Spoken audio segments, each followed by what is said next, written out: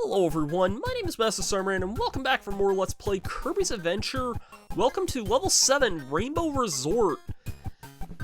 Carrying on this theme music and the freaking beautiful visuals here. Oh my god, I'll gush about this here in a little bit, but carrying on there from last time, we have Level 7 here, which is one of my favorite designed worlds in the game because it's like this beautiful, like, nighttime, icy, Aurora Borealis aesthetic. Not gonna make the steamed hams joke I made last time, but this is probably my favorite, like, aesthetic in the game.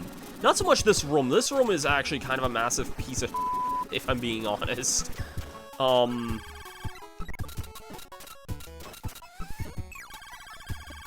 So this room, you really gotta kind of use your abilities wisely here.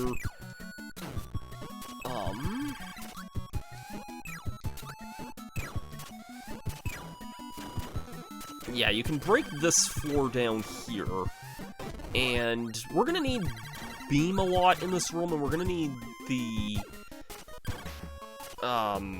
burning guy a lot here as well. For some reason, I thought we needed Spark a lot in this room too, but the fact this guy respawns is kind of annoying because he'll like to ricochet off the walls a lot too, from what I remember. So want to...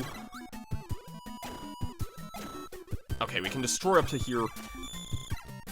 Can't destroy these blocks here. We need something stronger, which is where this guy is gonna come in. I'm shocked he's not following us, because usually he likes to...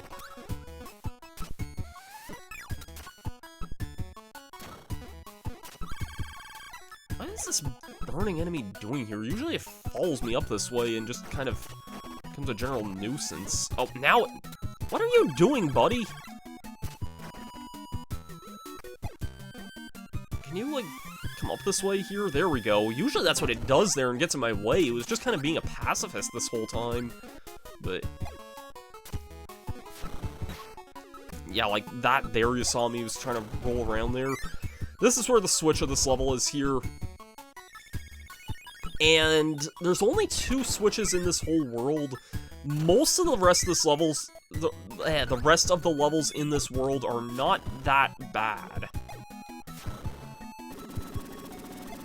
I say that, and I'm probably going to prepare for doing something terrible here in the next level, but we'll attempt it here anyway. I remember the next level was something that stumped me for a while as a kid too, but you'll understand why whenever we get to it. Because this level is very ominous silence.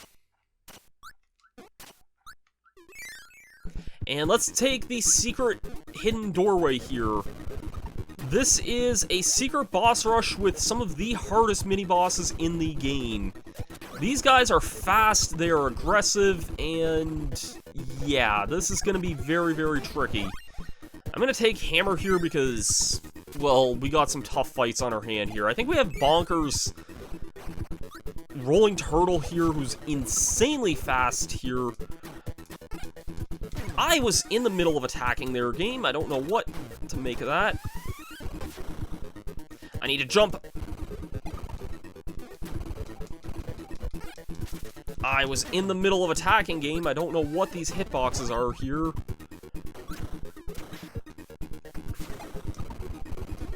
Okay, got rid of Rolling Turtle. I'll take that. I'm gonna stick with Hammer as much as I can. I think we have Bugsy, and I think the last opponent's like 2 Fire Lions, I think.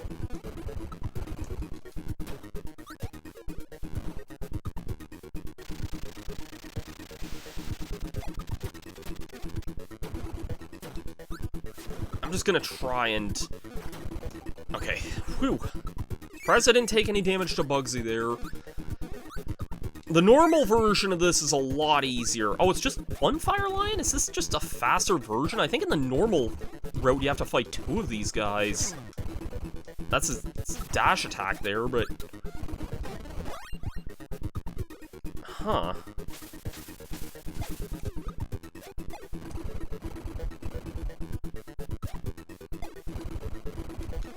Well, we got him. Yeah, okay, it's just those 4 mini-bosses there, and if you do that, you get 5 1-ups.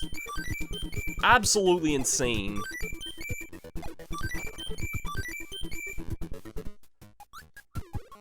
The normal version of that, I want to say you fight 2 Fire Lions at the end. I'm surprised you don't fight them here, but maybe it's... they're faster, maybe that's it there. God, I love this freaking background, man. This is so beautiful. This is such a pretty aesthetic here, and I'm glad we get to see it for the next, like, 3 or 4 levels here. The next 3 levels actually are pretty basic, all things considered, from what I remember. Like, kind of just more in the same of that. They're not too much to really talk about here, but...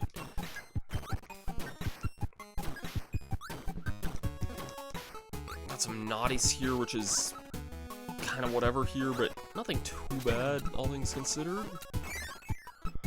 Or I got rid of my hammer, but that's kind of by choice.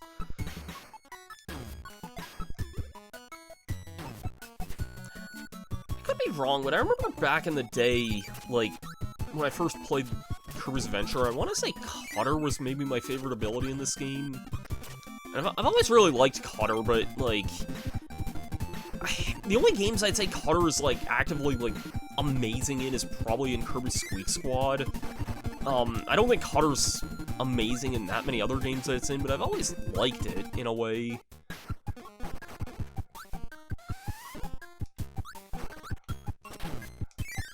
And that's it for this level here. Yeah, I think I just liked Cutter in this game because it's very fast.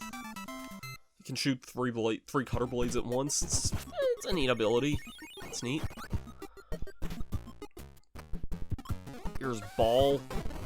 I don't think this was at a year I went to, but I remember one year there was a Magfest challenge for doing, like, the hard boss, like, mid-rush with the Ball ability.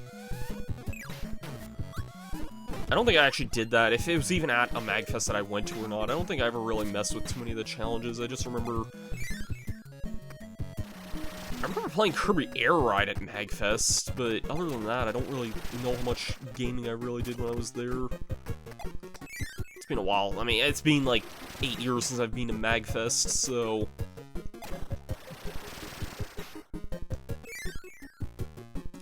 I just have some rooms here with some enemies here. Tornado can't,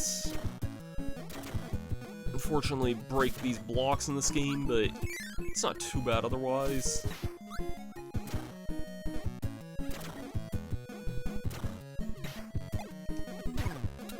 I knew I was gonna take a hit there, but whatever.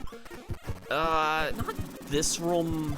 There's a room in this area here. I don't know if it's in this level or the next one that's kind of on the annoying side for reasons you'll understand whenever we get to it. Oh, no, this is it here. The GBA version adds, like, an extra room at the end of this here, so not really that interesting of a level otherwise, though. I do wonder if I'll get to 50 lives by the end of this. I'd be curious if I did.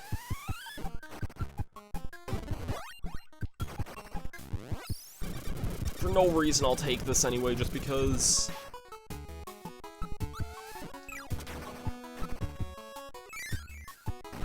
Maybe I should have actually taken that.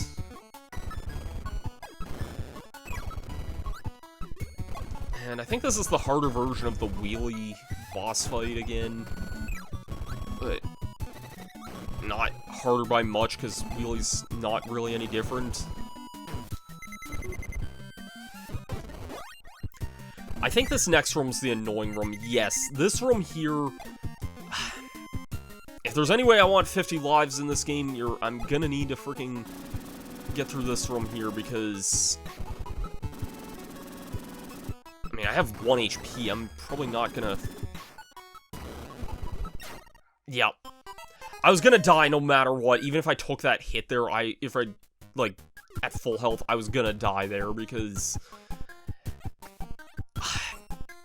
these flame guys and these spark guys, again, if they hit you, you are as good as dead here, because the knockback you take from these, come on, aggro, okay, I'll take that. If you're on fire when you fall in those pits, like, towards the pit there, kiss, like, a life goodbye there.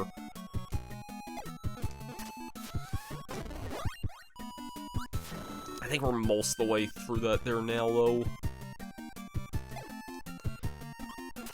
And again, I think this room's only that bad in the, like, this version here. It's not that bad in the GBA version. I do not get how you're supposed to get this thing here. I'm gonna be real here. I've gotten this through a glitch method once, like, I don't get how you're supposed to get this normally, if I'm being honest. I don't think, like, you can use laser here, but I don't think you have the time to get this here. I'm glad this isn't for, like, a Switch or anything, but maybe it's this level that's longer in the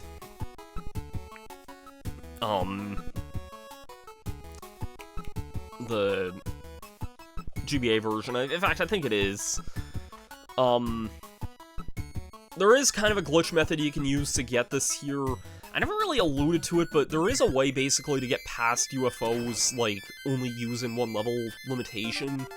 And that's what you do a lot in the speedrun, so UFO can easily make it to that cannon there, but I don't know how else you're supposed to do it normally. Anyways, this next level is maybe the coolest one in the game, or one of them anyway. This is, yeah, welcome to Kirby's Dream Land.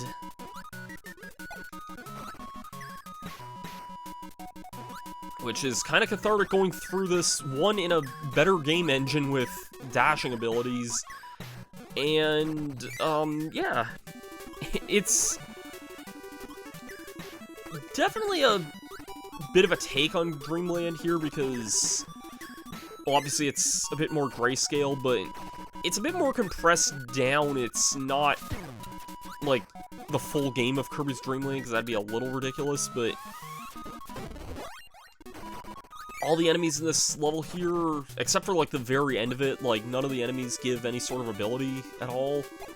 So, that's definitely something to kind of keep in mind.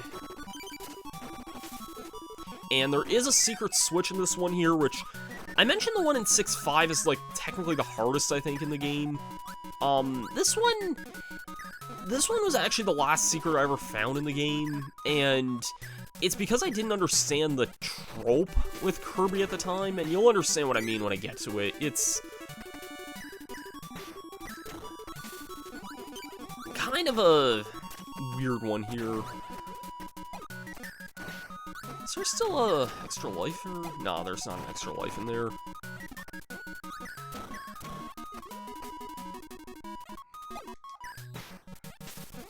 And I think we have the Bubbly Clouds section now. Yep.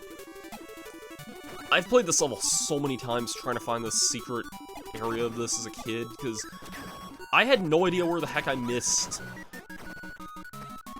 like, this secret here. It was actually, like, I found it just, I had to look up on GameFAQs how to find this one, because this is, like, the last room of the level here. And yeah, I did not understand this one because I didn't understand this was a trope in Kirby at the time. I don't even know, like, what other Kirby games really did this at the time, that's the thing.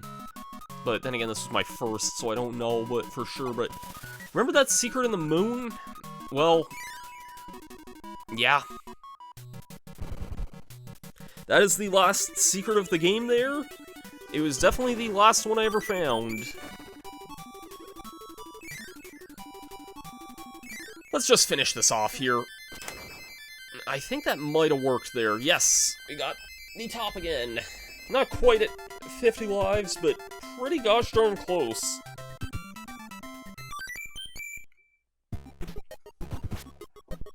And with that, that opens up our final battle, which is going to be really exciting. I think Laser is actually going to be a good ability to attempt this with, so let's give it a shot here. Dedede, you ran off to the Fountain of Dreams, you broke up the Warp Star, or you broke up the Star Rod, rather, causing people being unable to dream here. In the name of the not moon, we will in fact punish you.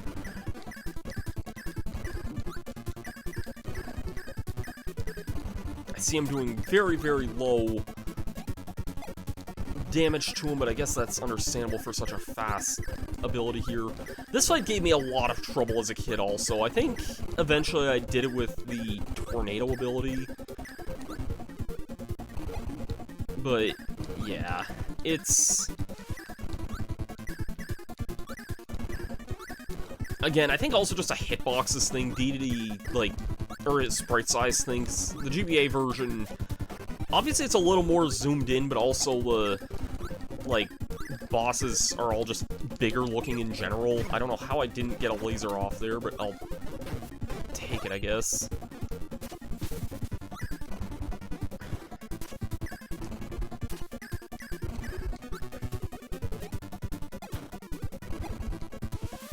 Oh, come on, really?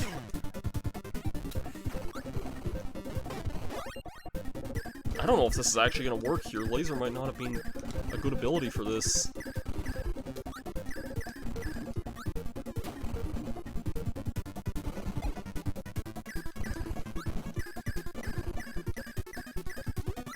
Okay, that's a good ability, a good thing to do there.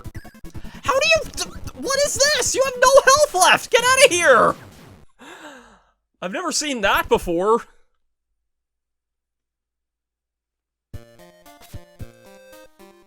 Level 8, Fountain of Dreams. It's like, no, don't do this. But I want to dream. I think everyone wants to dream.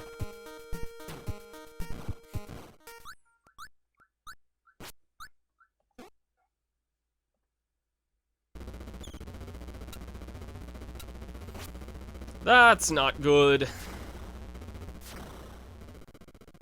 So really, there was a nightmare that was residing in the Fountain of Dreams this whole time, and now we gotta put a stop to that. This is phase 1 of the final boss of Kirby's Dream Land, unless you count Dedede as that here. This is Nightmare. This fight is maybe the hardest in the game here, because it's fought in a different, like, play style. It's kind of similar to the Kabula fight from Dreamland 1, but unlike that one, this one's actually on a time limit, which is also fun to deal with. So, if you're not quick enough here, you will die. And Nightmare can be pretty fast here. I think he follows a generally set pattern, but, you know, his attacks come out reasonably quickly. This attack will start, like, yeah, it kind of spreads a bit more. He's kind of just a tricky ball to kind of maneuver during this here. I think we're mostly through this here, and yeah. I can actually demonstrate what happens if you take too long here. Yeah, this floor sets in here. That floor there will crush you if that reaches the ceiling there. You want to defeat him fast enough there, because if we head to the moon here, it's time for the real battle to begin.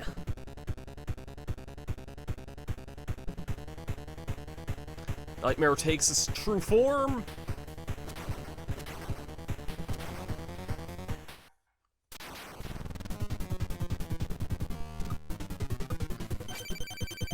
And he looks like a weird Dracula thing. He's not that bad, actually, if you could believe it. Whenever you see him do that, like, weird... this here, whenever he exposes himself, that's where you want to attack him with the Star Rod. Contrary to what you think, you actually kind of want to hit him with the projectile of the Star Rod there, because that does more damage. When I was a kid, I used to think he had to wait for a certain attack for him to do, but no, you can attack him in a lot of different attacks. The Star Rod also can do that, like, this attack here in particular. The Star Rod can do this, like, spinning attack, but it's not that powerful. You can attack him when he does this here. And yeah, he's otherwise pretty easy, all things considered. I think he has a different variation of his, like, kind of dash attack, but that's it. He's a pretty simple final battle, all things considered.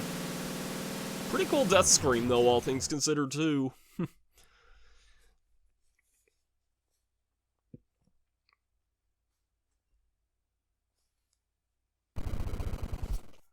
For defeating him, though, he creates a giant moon, or a crater in the moon, turning it into more of a crescent.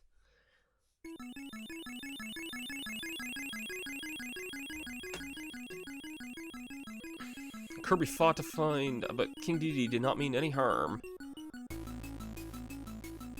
Bad dreams had invaded Dreamland. A nightmare came to the Dream Spring. Tried to cause pain to the people. Dedede foiled the nightmare, hiding the Star Rod from him. Dedede helped Kirby beat the nightmare. See, Dedede wasn't really that bad of a guy. He was trying to be one step ahead of us. Now everyone's dreams will return. Tonight, Dreamland will sleep well.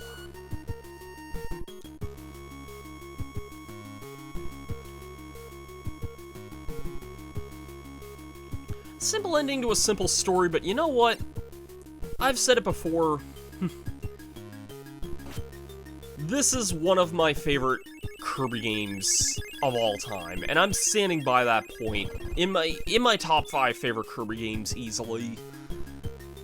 Like, that might be a nostalgia bias for me, but it's a game I don't really get tired of. Obviously, when I was speedrunning it, I kind of took a break for a while because, you know, when you're speedrunning, I was playing it, like, several times, constantly. I kind of got tired of that. I'm not somebody who likes playing the same stuff constantly, but yeah, this was one of my favorite games. Director and game designer Masahiro Sakurai, I'm so glad you were returning to this series. But yeah, no, this was such a great follow-up to Dreamland 1, and I just really love the, not the adventurous aspect of it, but I like that it's just such a really good, cohesive platformer. I love the worlds in it. I love the, like, theming of it, the level design. It's just such a sharp game that never really gets too tiring in itself. It's one of those games that, you know, I just don't get tired of this one. I really love this game a lot. It's a little on the short side, you know. I've been recording for a little over 2 hours, and that's literally the entire game, but, you know, it's just one of those games that doesn't really get tiring at all. Yeah, I really love this game a lot. It's one of my favorite games in the Kirby series, and I'm gonna be real when I say it, it may be my favorite game in this entire collection, and I'm being dead serious when I say that.